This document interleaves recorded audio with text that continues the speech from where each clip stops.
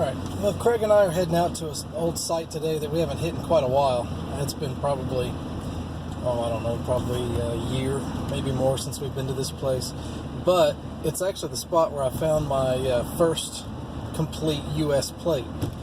So, we haven't hit it much at all, really, because it was hit a long time ago before we even got to it.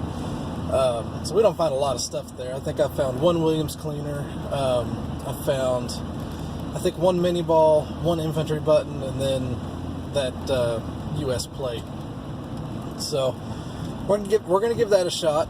And if we don't find anything there, we're gonna hit a couple spots that are close by. But yet again, people have hunted this spot, back in the 70s and 80s. So I don't think we're gonna find a lot, but you never know. We might stumble upon a untouched campsite. So I'll get back with you guys and let you know what we find. Well, Craig's on the board. He just got a mini ball. I've only been here about 10 minutes. It's a big one too. It's like a 69 caliber, but it's really like short. That's weird. I'll have to clean that one off and see what it looks like. Cool. Well, it's been about 2.5 hours since I showed you Craig's mini ball that he found, and I hadn't found anything up until now. But there it is. A nice 3-ring mini ball. Right over here by this little creek too. Craig got a second mini ball earlier, and it was down by a creek too. So that makes me happy. That's my first mini ball for 2019. And it looks like a nice one. Well, it's literally been 2 minutes since that last mini ball, and I think I got another one. Yep, I do.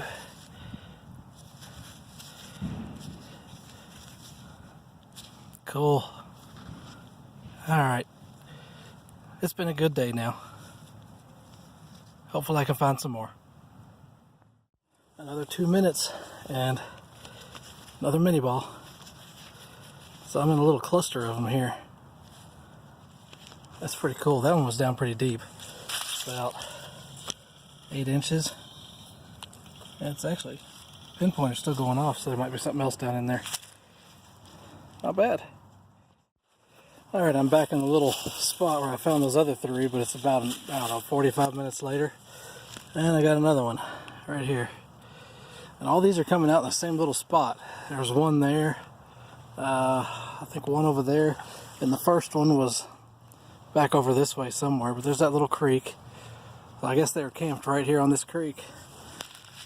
That's kind of neat, seeing these things come out of the ground like that. Now, for those of you who don't know, we live in southern Indiana, and there's not a lot of Civil War activity up here. But we still manage to find a campsite every once in a while. Well, I'm back home now. We didn't find a whole lot today, but it was definitely worth it. I got 4 mini balls, and all of them are in really good dropped condition. And they all had a little bit of black powder in the bottom of them when I was cleaning them out. So that was kind of neat. Craig got 3 mini balls. One of them was a really big 70 caliber, what do you call it? Austrian Lorenz, I think is what gun shot it. It's the only gun that used it. So we actually found a lot of those in a different spot nearby, but that's the first one that's ever come out of that spot. So that was a good day for him too. Then I also got this little buckle that I think went on either a cartridge box or a knapsack. I'll have to compare it to others that I've found, but we find a few of these up there in that spot. And I got one little, like a, I don't know if it's a little buckshot ball or maybe a just a piece of camp lead. It's probably a buckshot ball, although we've never found any 69 caliber round balls up there, so I don't know. And then there's this nail, and normally I don't keep nails, but this one I thought was kind of neat because it came out of the ground with absolutely no rust on it. So this has been in the ground for 150 plus years, and it has absolutely no rust on it. There's kind of a neat science behind how that happens. Basically, to give you the short story of it, it was in a really hot fire. And it got so hot that the heat actually created a layer of scale over the surface of the nail, which protected it from getting rusted. So it's kind of the same concept as bluing on a gun. It protects it and keeps the metal from getting rusted. Only this is not nearly as much of a controlled process as bluing a gun is. But you end up with the same results. But the neatest thing I found today was this piece here. And this is, it's part of a syringe from the Civil War. It's made out of pewter. It's kind of heavy. And you can see it's kind of got it's threaded in there. So the tip would have screwed into this. And they use that for, flushing out wounds and, injecting things. Basically the same thing as you would use a syringe for now. But what's really interesting is that this is the second one of these I found at that spot. And I've lost the other one. I have no idea where it went. But the other one was a lot bigger than this. You can see it's got a little bit of a design around the edge there. You don't see these very often. Kind of makes me wonder why it's up there. Actually, it makes me wonder why there was two of them up there. But anyway, that was all for today. I'm going to cut in here in a little bit and show you a couple of other relics that I found at that site. And also my cartridge box plate. So sorry for the short video, but hopefully next time we'll find a little bit more stuff. Thanks for watching.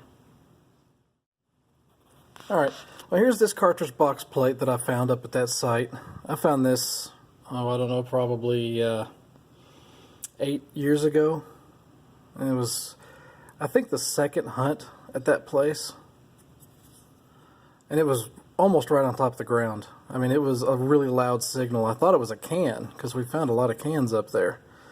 But I opened up the plug, and there it was, just sitting there. I actually have a couple of pictures I'll show you of when this thing was still on the ground. It's in excellent condition for a cartridge box plate out at this site. I mean, it seems like a lot of the brass things we find out there are pretty well toasted, but this survived. So that's probably one of my best finds ever. And then that same day, I found this. It's a Williams cleaner bullet. We find a lot of these in another spot nearby. We actually kind of named it Cleaner Hill because we find so many cleaners at that spot. But as far as I know, this is the only Williams cleaner to come out of the spot we were at today. Seems like it's just mini balls that we find. And this one's been chewed on, probably by a rat or a squirrel, something like that. And then I got one infantry button out of that spot. It's not in real great shape. You can tell what it is, but it's real badly pitted and everything. It's got a nice free-floating shank there. It's not broken off. Blank back. So that's it. Like I said before, sorry for the short video, but we just didn't find too much today. So hopefully next time we get out there we might actually find some more stuff. It'll probably be a while though, because there's a couple of other spots that we want to hit before we go back to this one.